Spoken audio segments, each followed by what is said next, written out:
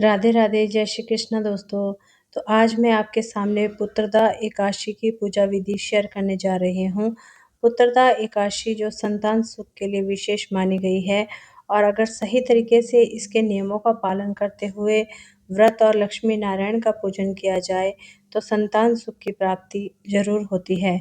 पुत्रदा एकादशी में गौ माता के दूध का विशेष महत्व है। तो अगर आपको गाय का दूध उपलब्ध हो जाए तो बहुत अच्छी बात है, वरना गाय के दूध से बनी कोई भी चीज़ जैसे मिठाई, घी आदि का भी प्रयोग आप पुत्रदा एकादशी में ज़रूर से करें। पुत्रदा एकादशी साल में 2 बार आती है, एक पौष मास में तो दूसरी सावन मास में। अगर आप पुत्र की कामना से पुत्रदा एकादशी व्रत करना चाहते हैं तो पति पत्नी दोनों मिलकर या व्रत रखकर पूजा करें। आप चाहे तो साल की दोनों पुत्रदा एकादशियों का व्रत रख सकते हैं।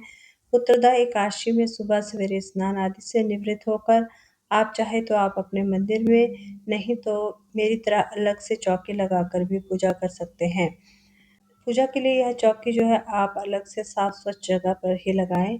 यहाँ मैंने पीले रंग का वस्त्र बिछा दिया है क्योंकि पीला वस्त्र भगवान विष्णु को अति प्रिय है। पीला वस्त्र बिछाकर फूलों का आसन देकर मैंने भगवान विष्णु को विराजमान कर लिया है।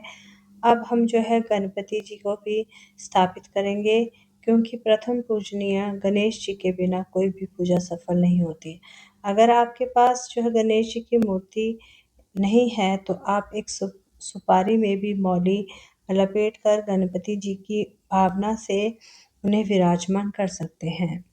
और इस एकादशी में आपको एक बात जो है ध्यान रखनी है कि नॉर्मली बाकी एकादशियों में आप जो है कलश स्थापना करें या ना करें, लेकिन पुत्रदा एकादशी विशेष मनोकामना के लिए किया जाने वाला व्रत है, तो इसके लिए आप कलश स्थापना जरूर से करें। तो मैंने पीतल का एक लोटा ले लिया है, कंठ पर जो है इसके मौली बांध ली है और स्वस्तिक बना लिया है। जल डालकर इसमें हल्दी, सुपारी, सिक्का और सफ़ेद तिल, पुष्प आदि डाल दिए हैं।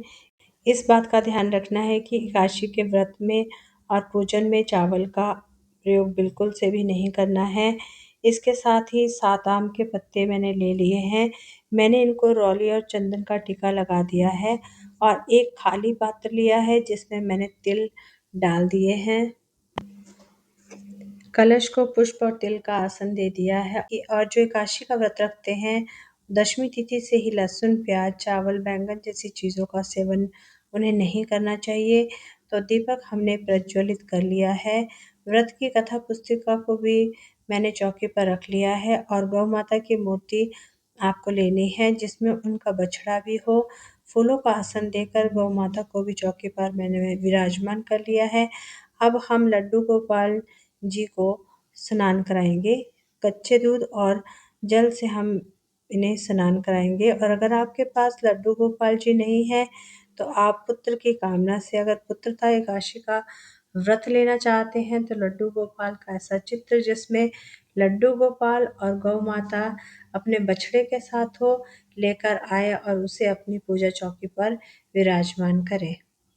लड्डू गोपाल की सेवा में आप जितना प्रेम और समर्पण का भाव लाएंगे, लड्डू गोपाल जी आपकी पूजा सेवा उतनी ही जल्दी स्वीकार करेंगे और आपकी मनोकामना को पूरा करेंगे।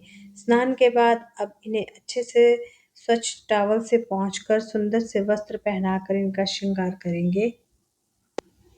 श्रृंगार करने के बाद इन्हें भी फूलों का आसन देकर चौकी पर विराजमान कर लेंगे। इसके बाद गणेश जी, लक्ष्मी जी और भगवान विष्णु जी, गौ माता इन सभी को भाव रूप से स्नान करा लेंगे। अब सभी को स्नान के बाद वस्त्र रूपी कलावा समर्पित कर लेंगे।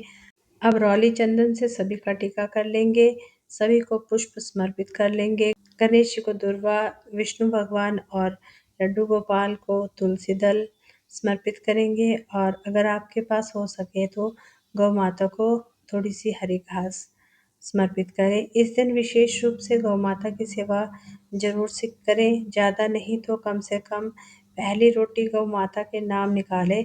गौ माता की सेवा में इतनी शक्ति है कि राजा दिलीप जिन्होंने अपने पुत्र राजा रघु को माता कामधेनु की पुत्री नंदिनी की सेवा करके ही उन्हें प्राप्त किया था और राजा रघु के नाम पर ही श्री रामचंद्र का वंश रघुवंश कहलाया। अब हम सभी को ऋतु फल का भोग समर्पित करेंगे। ड्राई फ्रूट्स, दूध, मिठाई का भी आप जो भी आपके पास श्रद्धा से उपलब्ध हो आप जो है भोग लगाएं। जो भी भोग आप विष्णु भगवान जी और लड्डू गोपाल जी को लगा रहे हैं उनमें तुलसी दल डालना ना भूलें। और बाकी जो गणेश जी है और लक्ष्मी माता है उनको आप बिना तुलसी दल का ही भोग लगाएं। और ज़्यादा ना हो तो आपके पास तो माखन मिश्री का भोग भी आप लगा सकते हैं। भगवान विष्णु और लड्डू गोपाल के भोग में आप तुलसी दल अवश्य से डालें। सीधे हाथ में अब हम तिल और पुष्प रखकर एकादशी की व्रत कथा पढ़ेंगे या सुनेंगे। सबसे पहले भगवान विष्णु के सहस्त्र नाम स्तोत्र का और फिर एकादशी की व्रत की कथा को हम पढ़ेंगे और सुनेंगे। कथा के बाद जो भी आपके हाथ में पुष्प और तिल है उन्हें सभी को समर्पित कर लेंगे। अब हम लौंग और कपूर से सभी की प्रेम पूर्वक आरती उतार लेंगे। इसके बाद हाथ जोड़कर प्रभु से पूजा में रही कमियों के लिए क्षमा याचना मांगेंगे और अपनी मनोकामना को पूर्ण करने के लिए भी प्रार्थना कर लेंगे। अब हाथ में थोड़ा सा जल लेकर 3 बार आचमन कर लेंगे। अपनी इच्छा अनुसार कुछ दक्षिणा अवश्य निकालें। इस दक्षिणा को अगले दिन पारण में जो भी आप सूखा सामान दान के लिए निकालते हैं उसमें उसी के साथ ये दक्षिणा भी आप पंडित जी को दे दें। श्रावण पुत्रदा एकादशी 2026 एकादशी तिथि प्रारंभ हो रही है 23 अगस्त रात 2 बजे और एकादशी तिथि समाप्त हो रही है 24 अगस्त 2026 सुबह 4:18 पर। इसलिए जो है व्रत 23 अगस्त को ही रखा जाएगा। व्रत के पारण का समय है 24 अगस्त 2026 को दोपहर 1:41 से 4:16 के बीच ही आपको व्रत का पारण करना होगा।